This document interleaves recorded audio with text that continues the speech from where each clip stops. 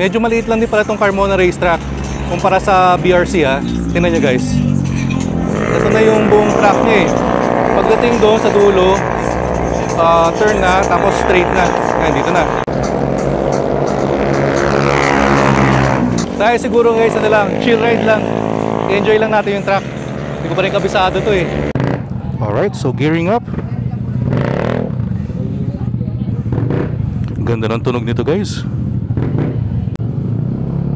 Alright, here we go. Guys, nandito tayo ngayon sa Carmona Racetrack. Kasali tayo sa Yamaha Aerox Track Event. Medyo excited tayo kasi first time kong magta-track ng naka-scooter. Yung first time kasi natin sa Z900 eh, sa BRC. So first time ko rin dito sa Carmona.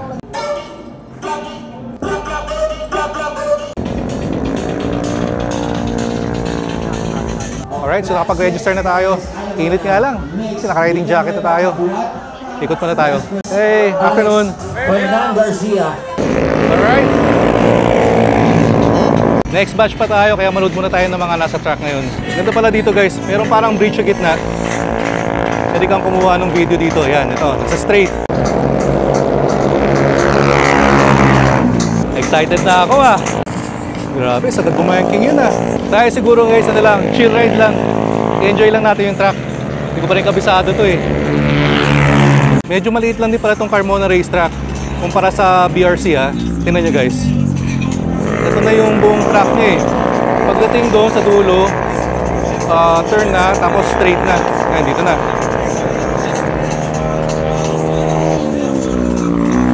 Parang puro kurbada eh, no? Hindi ka rin makakahataw. Dito ka na lang sa pinaka-straight na, makakabanat. Pero majority, bangkingan eh, oh. Parang medyo nakakalula nga lang dito. Ito na guys yung mga gagamitin namin. Siyempre, meron tayo lang konting short discussion about YECBT. Ibig sabihin, meron tayong step 1, 2, and 3. So, ano bang ginagawa ng downshift? Di ba sa manual, ginagda-downshift tayo kasi anong reason ba tayo nagda-downshift sa mga manual na motor? During deceleration. Para magkaroon siya ng malakas na engine brake. Diba? So dito, maraming corners. So magagamit natin itong downshift na to sa mga cornering. During overtaking. Kung gusto mo mas malakas na acceleration, pwede mong gamitin. So paano siya ginagamit? May dalawang methods para magamit yung 3-step shift down. So una is every time, ito, maganda to, every time na magkakaroon kayo ng quick throttle opening, nakita nyo, mag-i-stretch na, diretso na yung daan. So pwede kayo mag-quick throttle, automatic, mag-i-step 1 yan. So ibig sabihin, magkakaroon ng mas malakas na acceleration. So galing corner, pagkita ng stretch, quick throttle, automatic, step 1. Okay. So, and then yung pangalawang method is by pressing the shift switch. Ayan. So dito din siya, same with the NMAX. So, kung gusto mo na mas malakas na engine brake, so pwede mong piliin yung step 3. Say for example lang, galing ka sa speed na 100 km/h and then gusto mong mag-slow down. So, press mo siya ng 1, kung kulang pa, press 2. And then, kung kulang pa, pindutin mo ulit ng isa pa. So, mas malakas na engine brake. So, dito sa racetrack, kapag gagamitin mo tong 3-step na to, na downshift na to, is less na yung paggamit mo ng preno. Okay. So, makikita nyo naman dyan, unlike sa NMAX, meron siyang bar. Dito, numerical value yung makikita nyo sa meter panel. 1, 2, and 3. Okay? So, pwede nyo cancelin yan. Say for example, gusto nyo cancelin yung downshifting. So, una, kunyari naka-step 2 ka, gusto mo na maging normal yung yung hatak niya.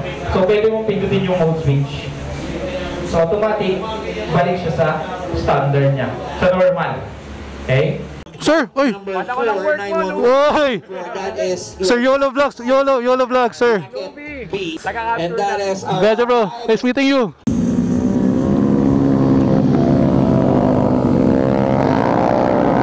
Right, exciting to. Next na kami.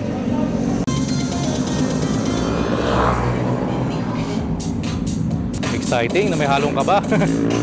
Naglalabas sila ng tuhod eh. Ma'am Daph, hello! Alright, so bike number 5 tayo. Hanapin lang natin. Alright, so dito tayo guys, bike number 5. So kung mapapansin nyo guys, walang side mirror to. And wala ring center stand. Naka-configure to na pang track. Then sa gulong naman, naka Diablo Rosso na to. Yan guys, Diablo Rosso scooter. May bangas na to ah. Alright, so pa-start na yung warm-up session namin. Sobrang excited na ako. And medyo malilim yung panahon ha. Huwag naman sanang umulan. Alright, so gearing up.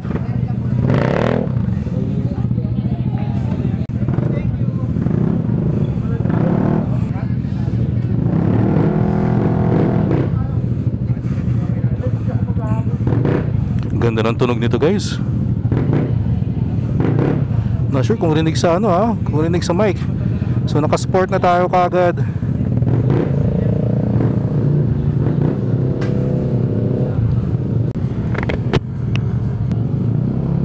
Alright, here we go.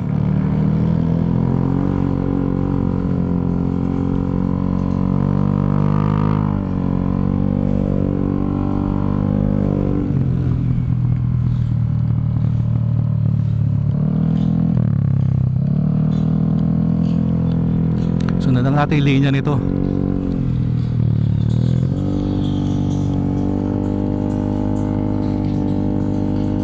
Sarap ha.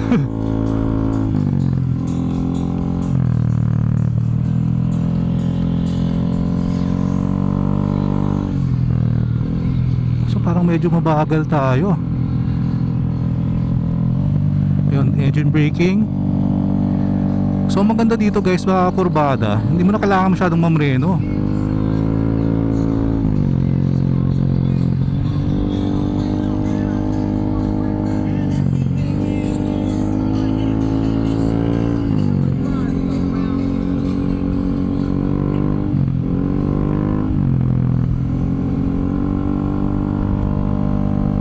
Ito straight.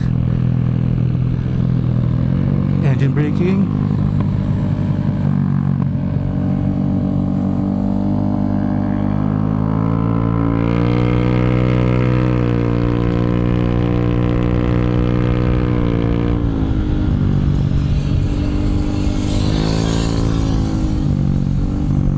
Engine braking.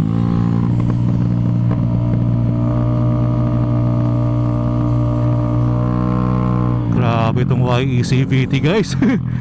Natutuwa ako. Minimal lang ang preno mo eh.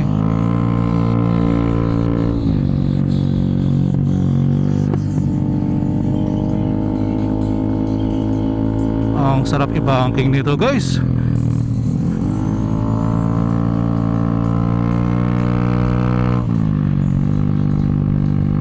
Engine braking.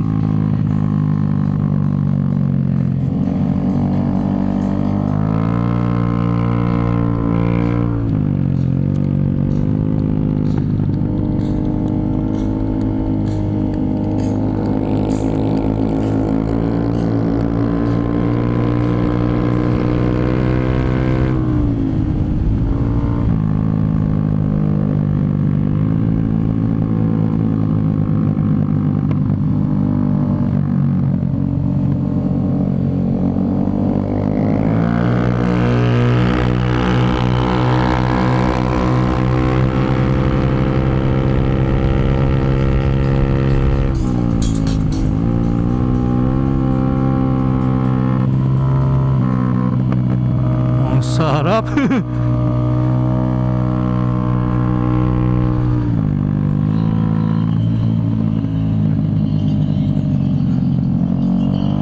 Parang medyo na-overshoot ako ng konti dun ah. Nasira yung racing line natin.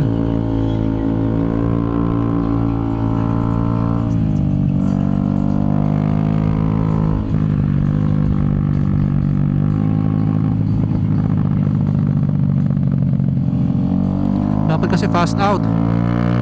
Slow in, fast out. Mas tayo ng tuhod dito. Mas madali pag naglalabas ng tuhod.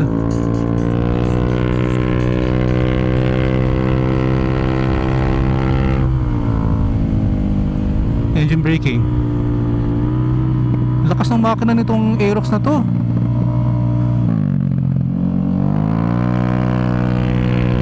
Tapos stop tayo. Stop.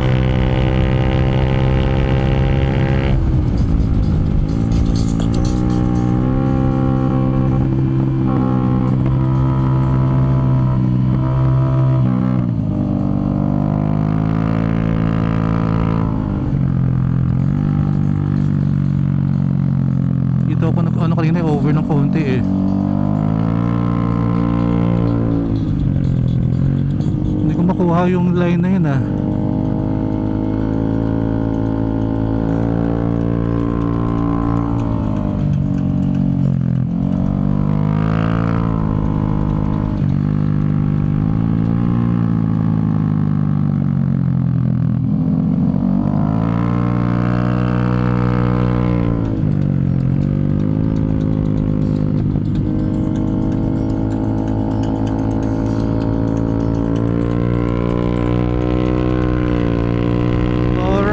Sarap. Engine braking. Mag-wide tayo para maka-fast out tayo. Ayun, yung pala dapat.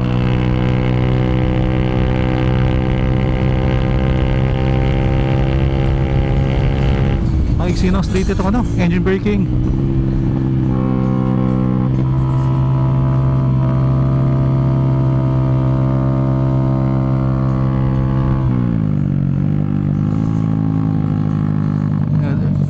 Ayun, ganun pala dapat.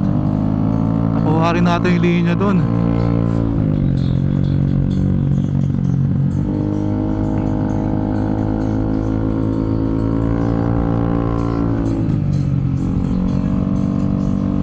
Ayun, nakukuha na natin yung linya.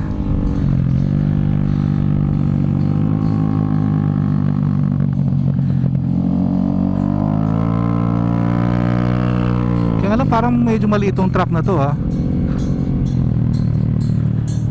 So paano kaya yung mga big bike dito? Parang konting ikot lang, mabibitin ka sa street eh.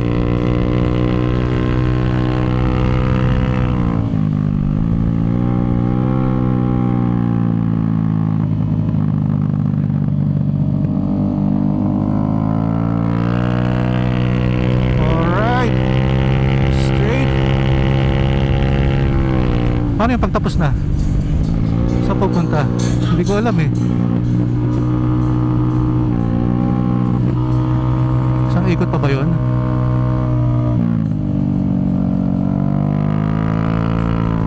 Nag-enjoy yung bata eh. Ayun oh, nakuha rin.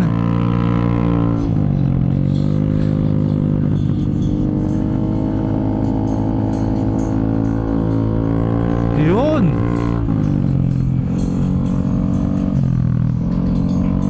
Saan ba exit? Hindi ko alam eh.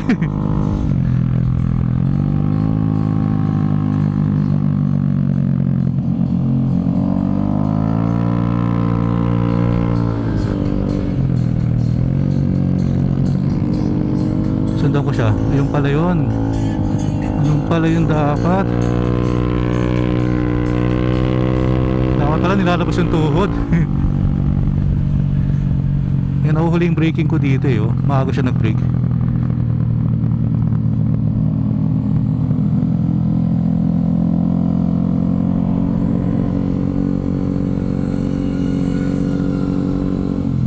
Alright, sobrang enjoy. Lakas ng tunog. Woohoo! May masaya na naman bata guys. Napakasarap.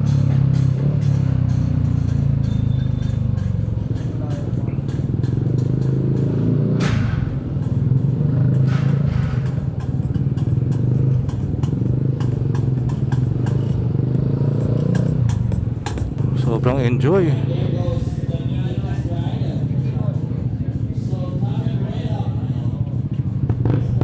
May tunog na ganun guys. Diba? Oh, grabe naman sobra tong Aerox.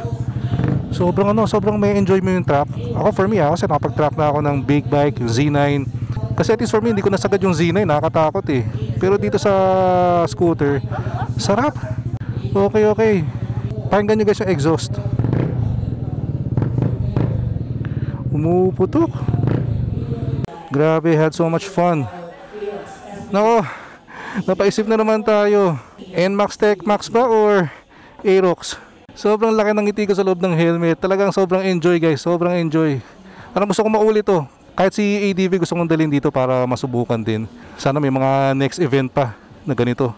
So again, sana nag-enjoy din kayo sa video natin today. Ako, sobrang nag-enjoy. And sa mga hindi pa nakasubscribe dyan, please click the subscribe button below. And like and share the video. So again, maraming salamat Yamaha Philippines for the invite.